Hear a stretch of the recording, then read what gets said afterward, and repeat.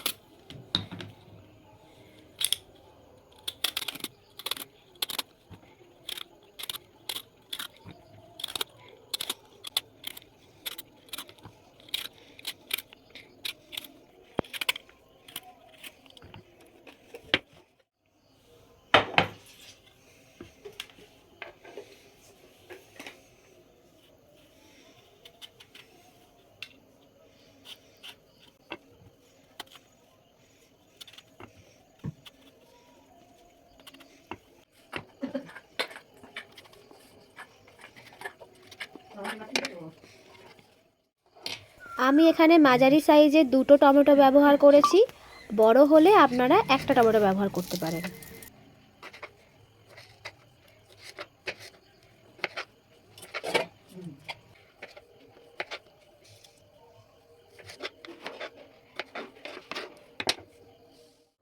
আমরা এখানে 5টা কাঁচা লঙ্কা নিয়েছি। আপনারা যেমন ঝাল খাবেন সেই অনুযায়ী লঙ্কা ব্যবহার করবেন। পটলে অল্প করে নুন হলুদ মিশিয়ে নেব।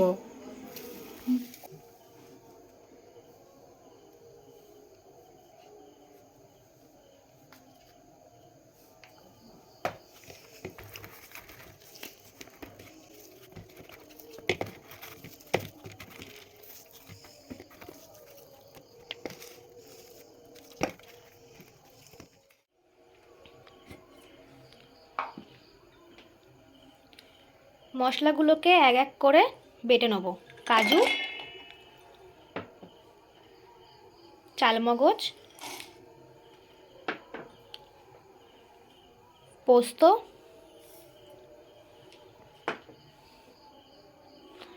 কাঁচা লঙ্কা, পরিমাণ মতন জল। এবার এটাকে আমরা ব্লেন্ড করব।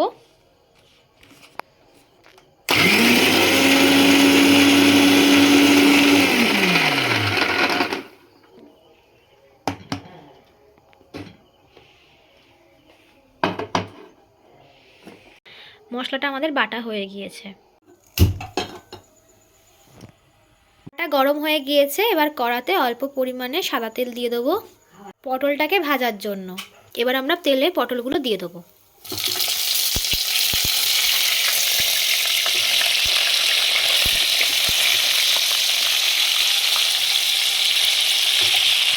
পটলগুলোকে ভালো করে ভেজে নেব।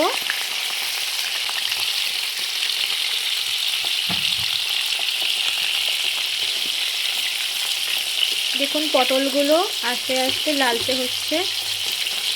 এবার একটু ঢাকা দিয়ে রাখবো।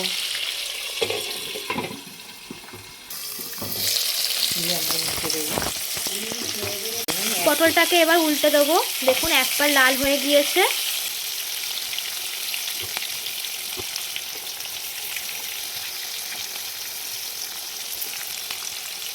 পটলগুলো লাল লাল করে ভাজা হয়ে গিয়েছে। এইবার পটলগুলো আমরা তুলে নেব।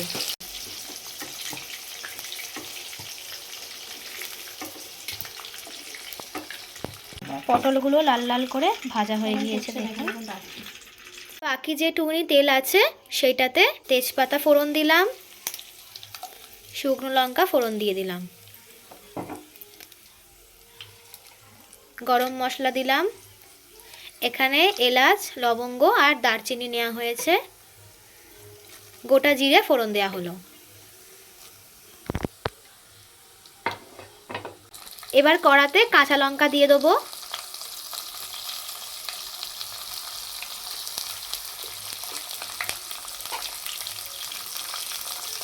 টমেটোটা দিয়ে দিলাম। টমেটো আগে থেকে কুচিয়ে রেখেছিলাম। একটু নাড়াচাড়া করে নেব।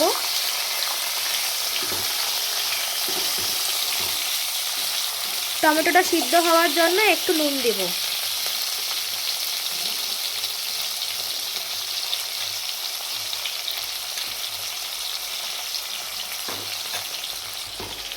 আমি এখানে নুনটা একেবারে দিয়ে দিলাম, আপনারা একটু বুঝে শুনে পরিমাণ মতো নুনটা দেবেন। টমেটোগুলো নরম হয়ে এসেছে, এবার আমরা আদা বাটাটা দিয়ে দেবো।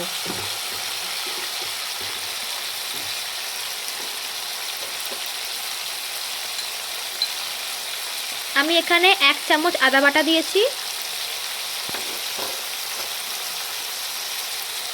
গ্যাসের ফ্লেমটা কম করে দেবো। টমেটোটা নাড়িয়ে চাড়িয়ে নেব। এবার আমরা একে একে মশলাগুলো দিয়ে দেবো। হলুদ গুঁড়ো, জিরে গুঁড়ো,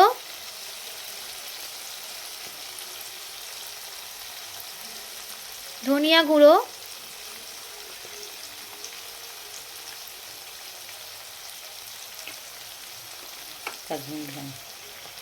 কাশ্মীরি লঙ্কার গুঁড়ো, একটু চিনি দিয়ে দেবো পরিমাণ মতন, আপনারা স্বাদ অনুযায়ী চিনিটা দেবেন। একটু নাড়াচাড়া করে নেব মশলাটা ভালো করে।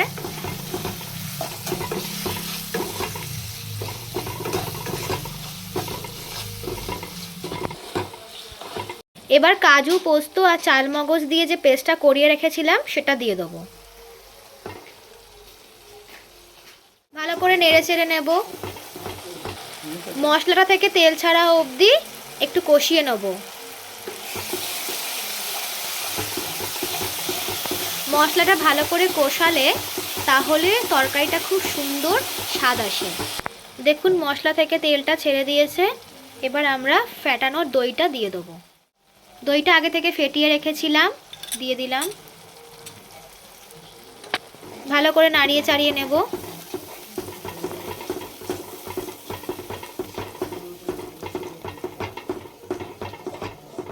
দেখুন কত সুন্দর রং এসেছে। এবার আমরা আগে থেকে ভেজে রাখা পটলগুলো দিয়ে দেবো।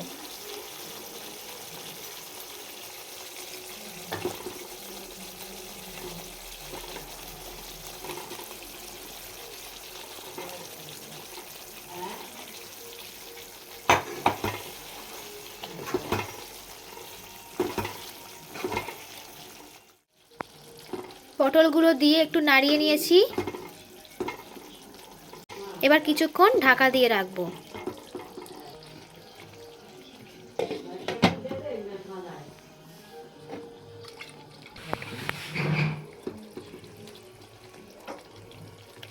দেখুন কত সুন্দর রং এসেছে।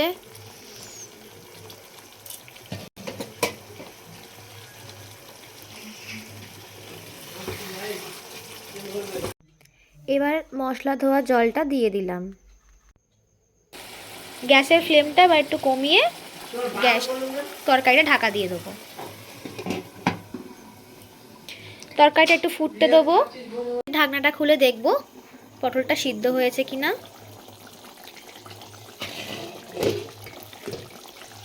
কত সুন্দর গন্ধ বেরিয়েছে, কত সুন্দর রং হয়েছে। এবার অল্প একটু ঘি দিয়ে দেবো।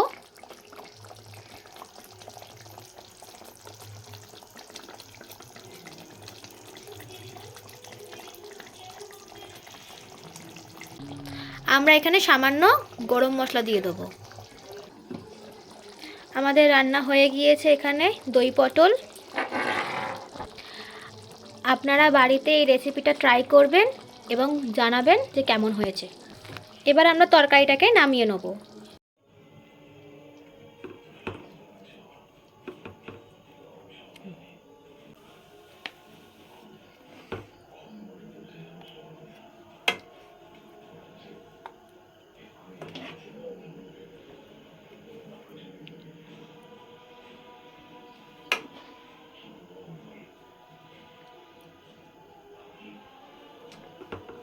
তৈরি হয়ে গেছে আমাদের বাঙালির দই পটল।